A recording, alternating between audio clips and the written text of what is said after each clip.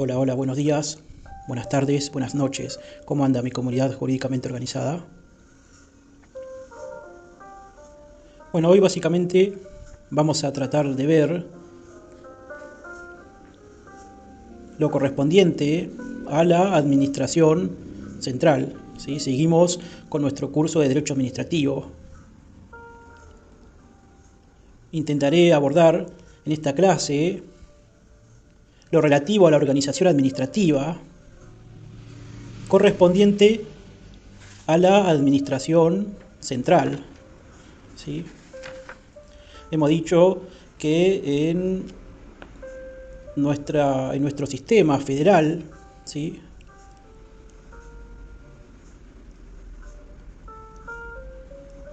existen distintos órdenes organizativos, ¿sí? Por un lado tenemos a la nación, a las provincias, a los municipios, todos ellos subsumidos, ¿sí?, organizados de acuerdo a las normas y principios que estatuye nuestra Constitución Nacional, ¿sí? Bueno, en esta clase vamos a tratar de hablar respecto de la organización administrativa nacional, sin perjuicio de que la organización administrativa nacional, ¿sí?, el organigrama que estructura la administración nacional, se verá asimismo replicada, ¿sí?, tiene su correlato a nivel provincial y también a nivel municipal. En esta clase me enfocaré en la organización administrativa nacional, ¿sí?, a cargo del Poder Ejecutivo. A saber,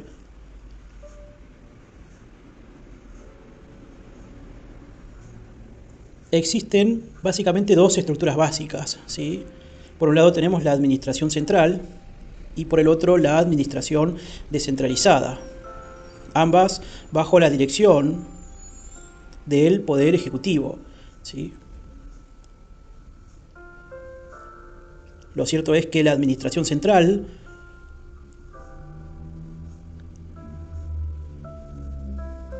constituye la personalidad jurídica del Estado y su principio organizativo es el de jerarquía, el cual en algunos casos se puede encontrar ciertamente atenuado.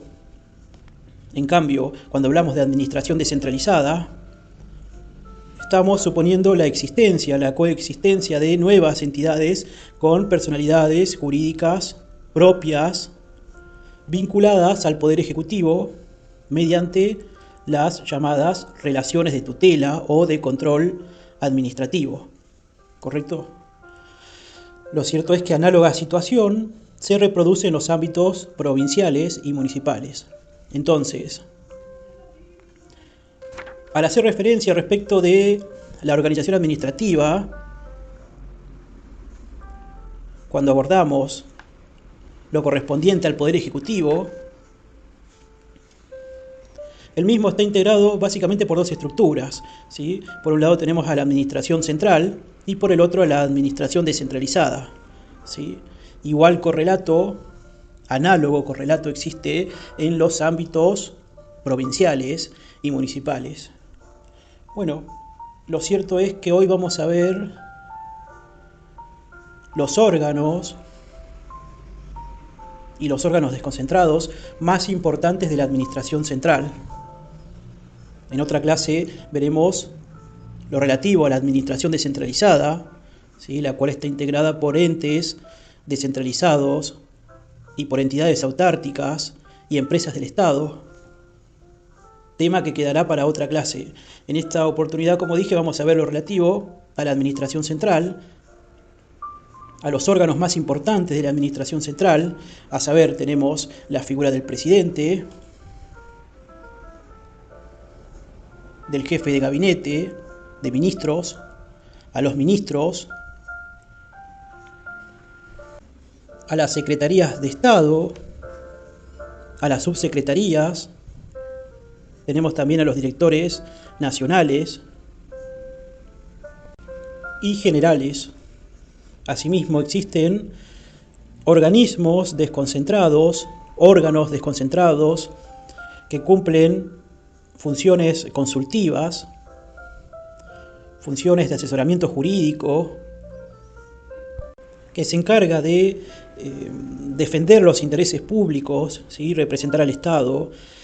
En principio, el organismo consultivo de carácter jurídico más importante que la administración central y descentralizada existe es la Procuración del Tesoro de la Nación.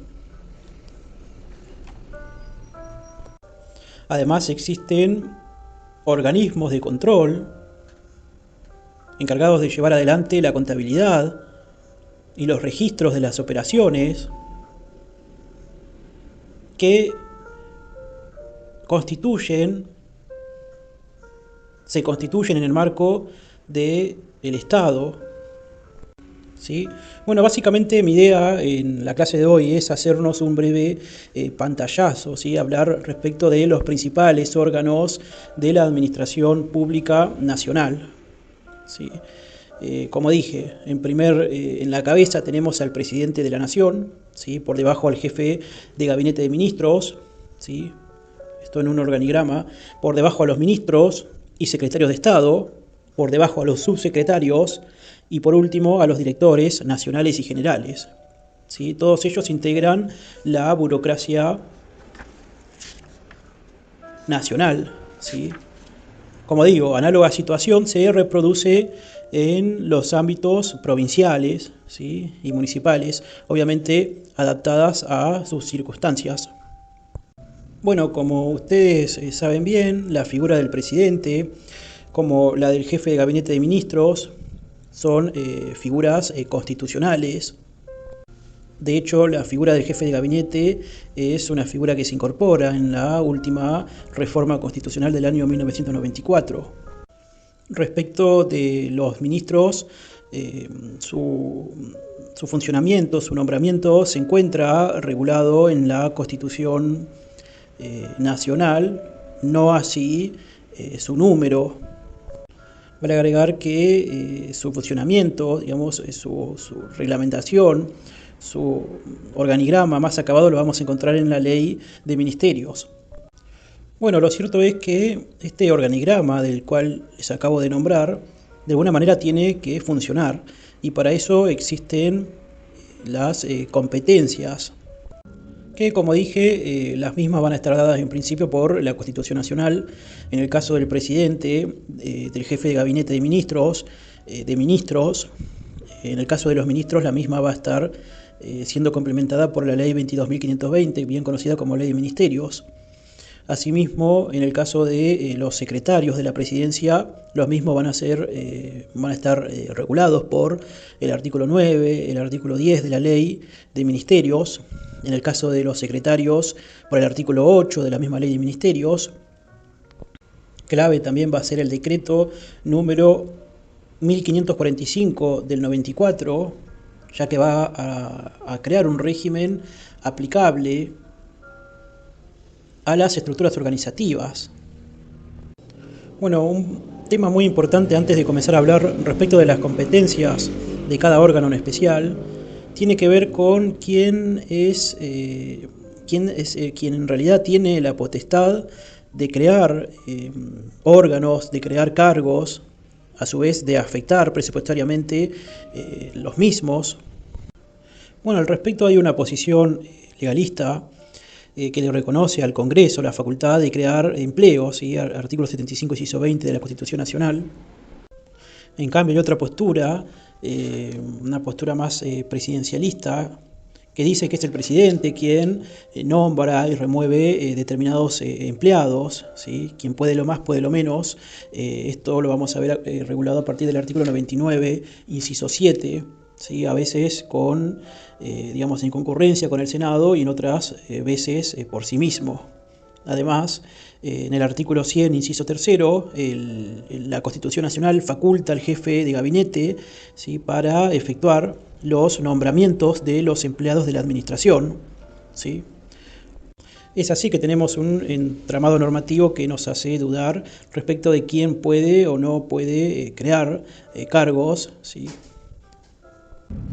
Pero bueno, a ver, lo cierto es que básicamente hay dos posturas, ¿sí? Una que es la de Marinhof, que básicamente determina que hay una zona de reserva, ¿sí?, de la administración.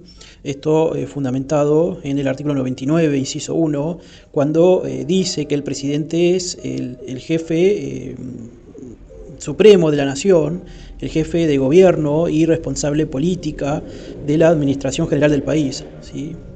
Digamos que en este sentido entiende que es el presidente de la nación quien puede crear y deshacer cargos a su piacere.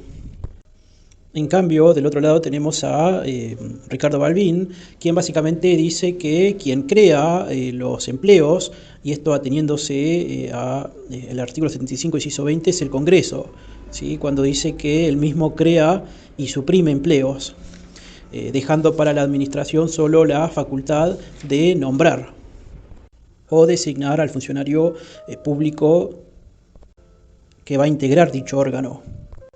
Pero bueno, lo cierto es que en la realidad existen órganos que han sido creados tanto por ley, como será el caso del ENRE, del ENARGAS, como también organismos creados por decreto ley e incluso por DNU.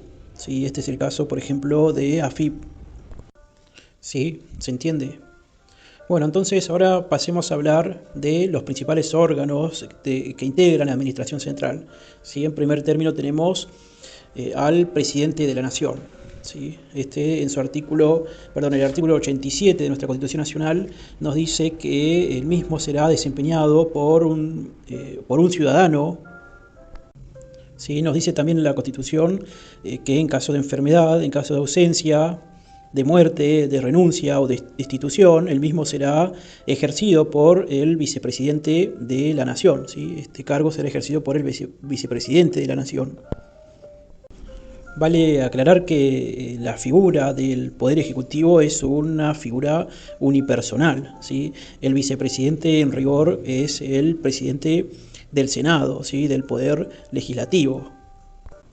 Lo cierto es que en nuestro sistema el Poder Ejecutivo es unipersonal. Bueno, los requisitos para ser elegido presidente lo tenemos en el artículo 89, lo relativo a la forma y el tiempo en el artículo 94-98, las atribuciones del presidente en el artículo 99, son básicamente 20 incisos. Lo importante a saber es que el presidente es jefe supremo de la nación, es además jefe del gobierno y responsable político de la administración general del país, y asimismo es comandante en jefe de las Fuerzas Armadas, ¿sí?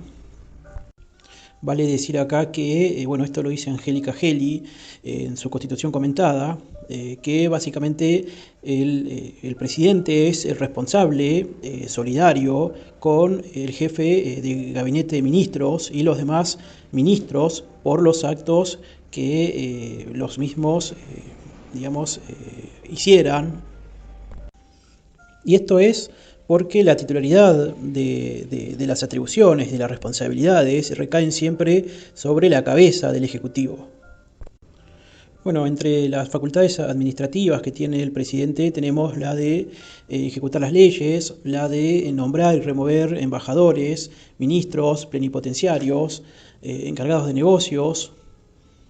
Esto lo hace con acuerdo del Senado. Por sí solo nombra y remueve al jefe de gabinete de ministros y a los demás ministros. Además puede impartir instrucciones, además controla y supervisa el funcionamiento de los otros órganos y por último resuelve conflictos de competencia. Tema no menor tiene que ver respecto de si el Poder Ejecutivo puede o no ejercer funciones jurisdiccionales.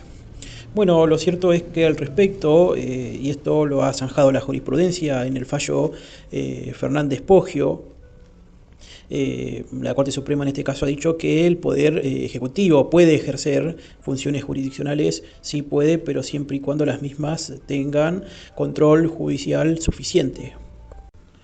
Bueno, Por demás, el jefe de gabinete de ministros tiene funciones, ¿sí? Entre ellas podemos clasificarlas como funciones administrativas, funciones legislativas e incluso funciones institucionales. Dentro de las funciones administrativas podemos nombrar las de cómo, ejercer la administración general del país, hacer recaudar las rentas y ejecutar el presupuesto, preparar y convocar a reuniones de gabinete, nombrar empleados estatales, expedir actos en ejercicio de sus funciones. ¿Sí? En cuanto a las funciones legislativas del jefe de gabinete, tenemos como la de expedir reglamentos en ejercicio de sus facultades propias o las que le delegue el presidente, con refrendo del ministro del área.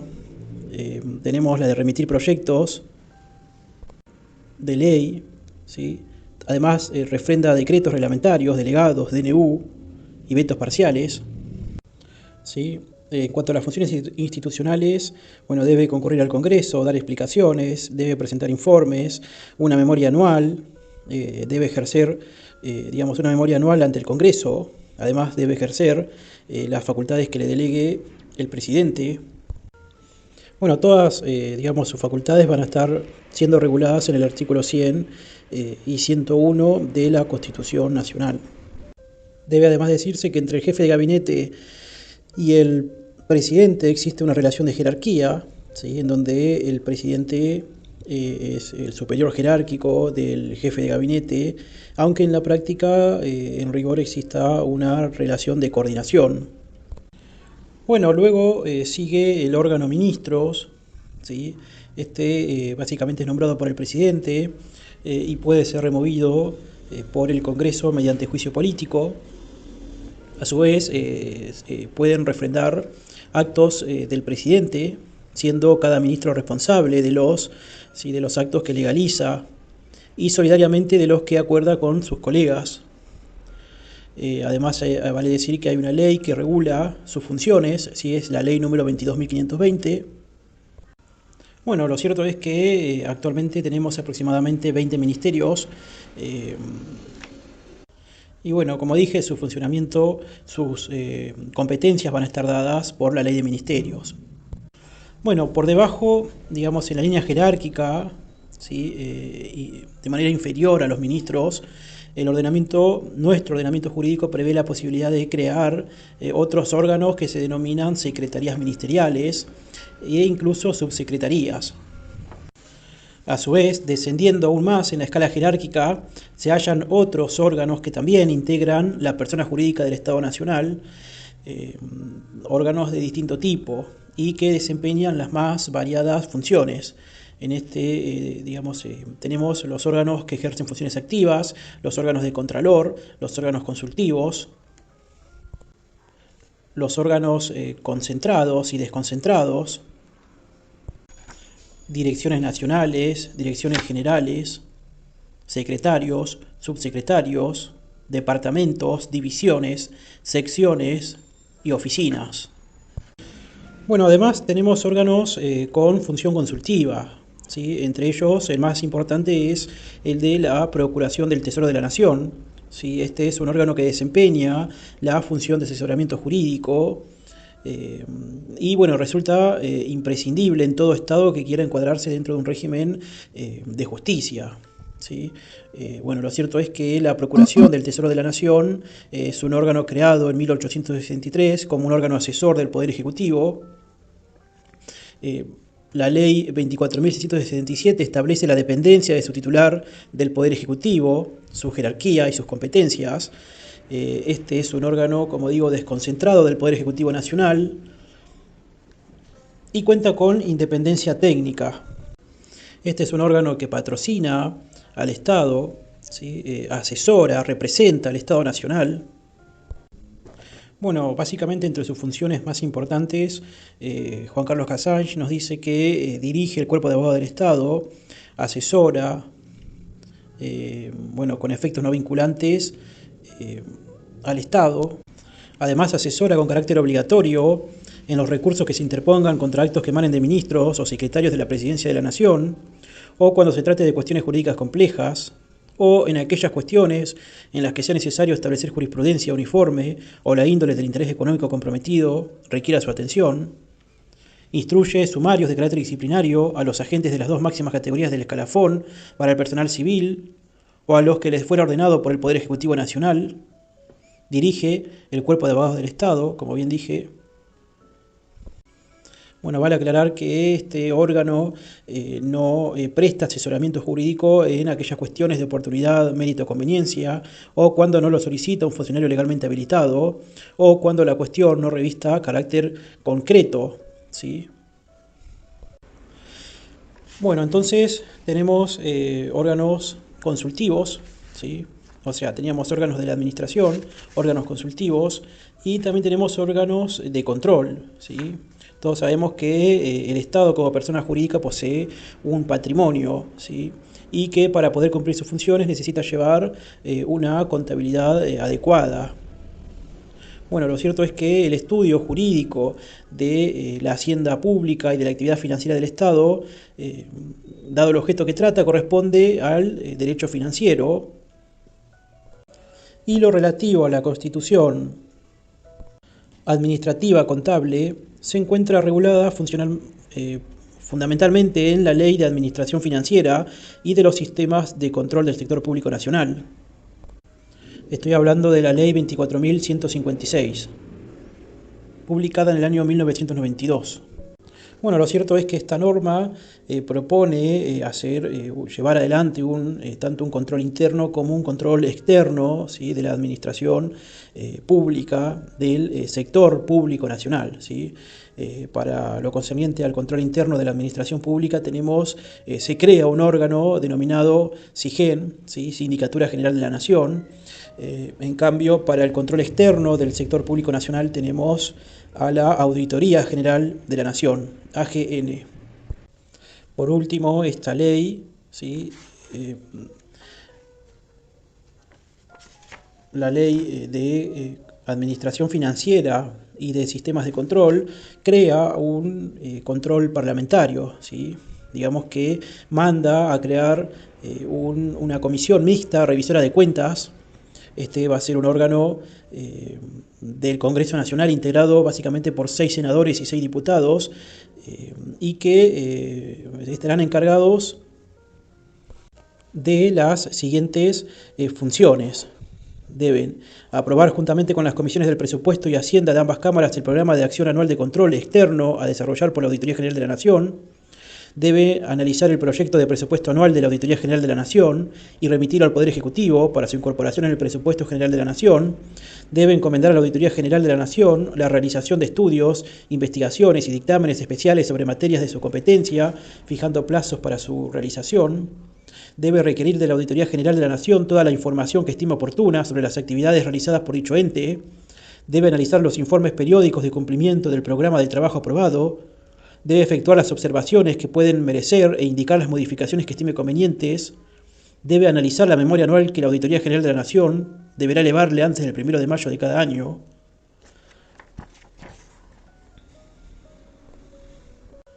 ¿Sí? Bueno, hasta acá por hoy. Espero que les haya servido. Hemos visto lo más importante, digamos, de lo relativo a la administración central. Como dije, existe un organigrama administrativo, ¿sí?, una burocracia, un funcionariado administrativo que va a cumplir distintas funciones.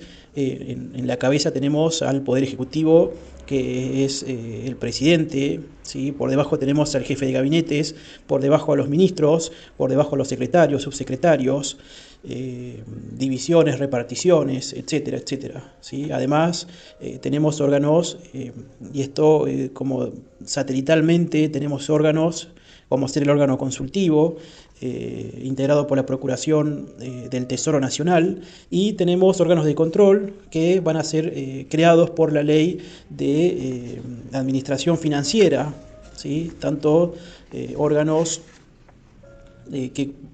que realizan controles internos, como ser la Sindicatura General de la Nación, SIGEN, y controles externos como ser la Auditoría General de la Nación, ¿sí?